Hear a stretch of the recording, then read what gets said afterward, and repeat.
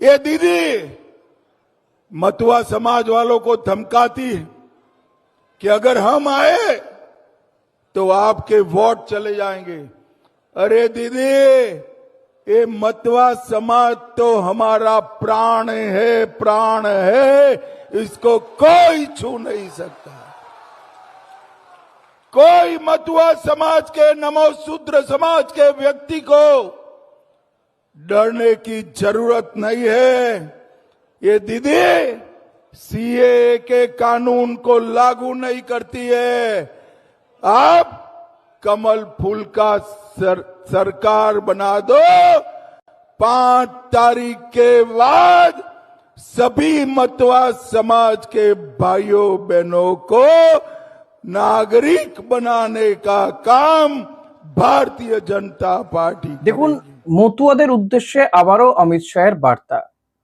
তার বক্তব্য যে 5 তারিখ ভাজপা সরকার বা বিজেপি সরকার হয়ে যাক, তারপরে মতুয়াদের নাগরিকত্ব দেওয়া হবে, দেবে বিজেপি। এর আগে থেকেই বিজেপি বলেছিল যে নাগরিকত্ব দেবে তারা। নাগরিকত্ব আইন বলবৎ হয়েছে, যদিও বিল পাশ হয়ে যাওয়ার বেশ কিছুদিন পরে আইন পাশ, এবং আইন পাশ হয়ে যাওয়ার 1 বছর পরে রুল জারি হয়েছে। তারপরে নাগরিকত্ব কতজন হাতে গোনা পেয়েছে সেটাও বলতে পারেনি বিজেপি।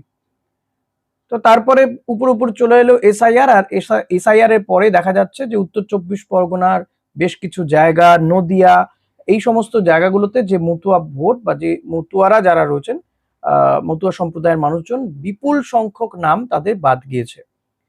বারবার কিন্তু শুভেন্দু অধিকারী, শ্রমিক ভট্টাচার্য থেকে শুরু করে শান্তনু ঠাকুররা বলে এসছেন যে মতুয়াদের কিছু হবে না, মতুয়াদের নাম থাকবে। বাংলাদেশি, রোহিঙ্গা, এদেরকে তাড়ানোর জন্যই তারা মূলত এসআইআর করছেন, বা কেন্দ্রীয় এই জাতীয় নির্বাচন কমিশন এসআইআর করেছে। এতে মতুয়াদের কোথাও কোনো প্রবলেম হবে না, একজনও হিন্দু ভোটার, একজনও মতুয়া বাদ যাবে না। আবার শান্তনু ঠাকুর তিনি কয়েক কদম এগিয়ে বলেছেন যে যদি 1 কোটি রোহিঙ্গাকে বাদ দিতে হয়, তাহলে যদি কয়েক লক্ষ মতুয়ার কে বলি দিতে হয়, বা এক্ষেত্রে মতুয়াকে যদি শহীদ হতে হয়, তাহলে অসুবিধা কি আছে? তাদের নাম যদি বাদ যায় তাহলে সমস্যা কি? তাহলে তারা রাজি আছেন।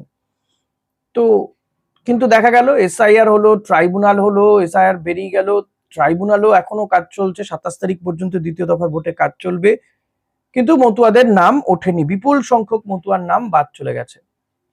ফলত মতুয়া সমাজ ক্ষুব্ধ।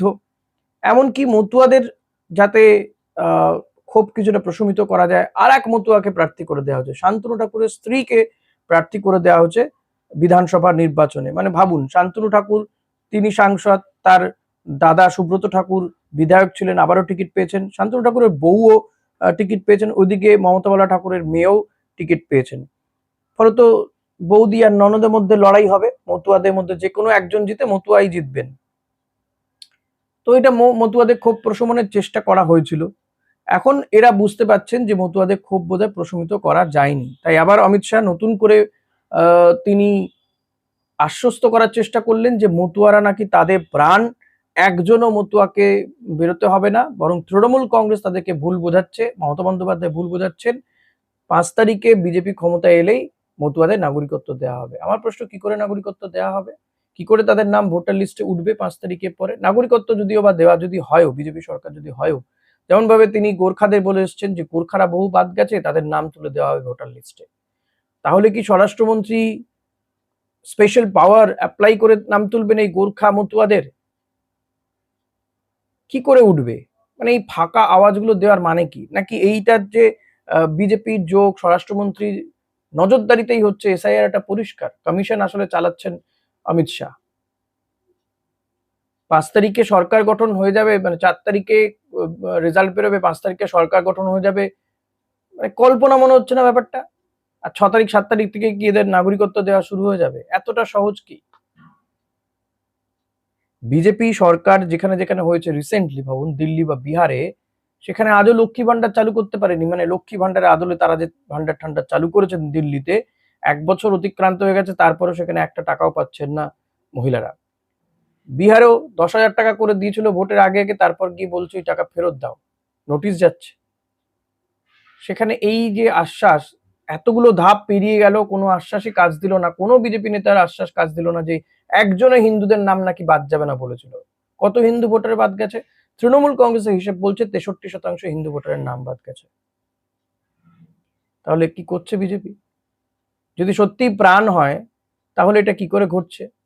হিন্দুদের সঙ্গে, মতুয়াদের সঙ্গে এই অন্যায়টা কি করে করছেন অমিত শাহরা? সেই প্রশ্ন কি মতুয়ারা করবেন না? এই যে দ্বিতীয় দফার 142টা আসনে ভোট, তার মধ্যে নদিয়া, উত্তর 24 পরগনা বিস্তীর্ণ অঞ্চলে ভোট রয়েছে এবং এই ভোটে কিন্তু মতুয়াদের একটা বড় অংশ রয়েছে। যেমন ভবানীপুর একটা বড় কেন্দ্র, মমতা বন্দ্যোপাধ্যায় সেখানে পার্টিসিপেট করেছেন বা কন্টেস্ট, তিনি সেখানকার প্রার্থী ক্যান্ডিডেট শুভেন্দু অধিকারী তার বিরুদ্ধে লড়াই করছেন, এদিকে নজর রয়েছে। তেমন কিন্তু এই বেল্টেও নজর রয়েছে মানুষের, কারণ এই দফার ভোটে ম্যাক্সিমাম আসনগুলোই কিন্তু তৃণমূল কংগ্রেসের জেতা আসন। ম্যাক্সিমাম জায়গাতে তৃণমূল কংগ্রেসের শক্ত ঘাঁটি এই জায়গাতে। একমাত্র নদিয়া, উত্তর 24 পরগনা কয়েকটি জায়গা ছাড়া যেখানে মতুয়া ভোট, বিশেষ করে নদিয়া, উত্তর 24 পরগনা, বনগা, বাগদাতে, সেখানে কিন্তু ওই জায়গাতে কিন্তু বিজেপির ভালো ফলাফল ছিল। এবার কি সেটা পারবে তারা করতে? এখান থেকে যদি রক্তক্ষরণ হয় বিজেপি, তাহলে তারা যেটা আশা করছে যে সরকার গঠন করবে, সেটা কি আদৌ সম্ভব হবে? মতুয়ারা কি অমিত শাহের এই কথাতে আদৌ ভুলবেন? অমিত শাহরা চাইছেন যাদের নাম বাদ গেছে গেছে, যারা রয়েছেন অন্তত তাদের ভোটটা যদি পাওয়া যায়। কিন্তু তারা কি সত্যি ভোট দেবেন? মানে বিজেপিকে ভোট দেবেন? ভোট হয়তো দেবেন যাদের নাম রয়েছে, বা এই যে নাম বাদ যাদের গেল তারা কার থেকে মাইনাস হলো? তারা কি সবটাই তৃণমূলের থেকে মাইনাস হলো নাকি বিজেপির থেকে মাইনাস হলো? সেটা তো বলবে 4 তারিখ। কিন্তু আপাতত এখনো কিন্তু অমিত শাহরা চেষ্টা করে যাচ্ছেন যে মতুয়ারা যেন ক্ষুব্ধ না হন। যে কজন ভোট দেবেন, 100, 200, 1 লাখ, 1.5 লাখ, 50,000, তারা যেন বিজেপিকেই ভোটটা দেন। বুঝতে পারছেন অমিত শাহরা যে মতুয়ারা কতটা ক্ষুব্ধ তাদের উপরে। সেই ক্ষোভ প্রশমনের চেষ্টা চলছে। এখন মতুয়ারা ঠিক করবেন যে তারা এই একের পর এক প্রতিশ্রুতি শুনেছেন, দেখেছেন, কোনোটাই কাজ হয়নি, তারপরেও এই ধরনের প্রতিশ্রুতিতে কান দেবেন কি না দেবেন, দে উইল ডিসাইড। তারা এটা ডিসাইড করবেন, বুঝবেন তারা, ঠিক করবেন তারা। তো দেখা যাক, উত্তর 24 পরগনার এই পার্টে কিন্তু যথেষ্ট গুরুত্বপূর্ণ হতে চলেছে ভোটটা। 29 তারিখে ইভিএম বন্দী হবে উত্তর 24 পরগনা, নদিয়া, দক্ষিণ 24 পরগনা, পূর্ব বর্ধমান, কলকাতা, হাওড়া, হুগলি, এই 7টি জেলার মানুষের ভোটাধিকার তারা প্রয়োগ করবেন। ইভিএম বন্দী হবে, ভাগ্য নির্ধারণ হবে বিজেপি, তৃণমূল কংগ্রেস, সিপিএম বা অন্যান্য আইএসএফ সহ অন্যান্য দলের প্রার্থীদের।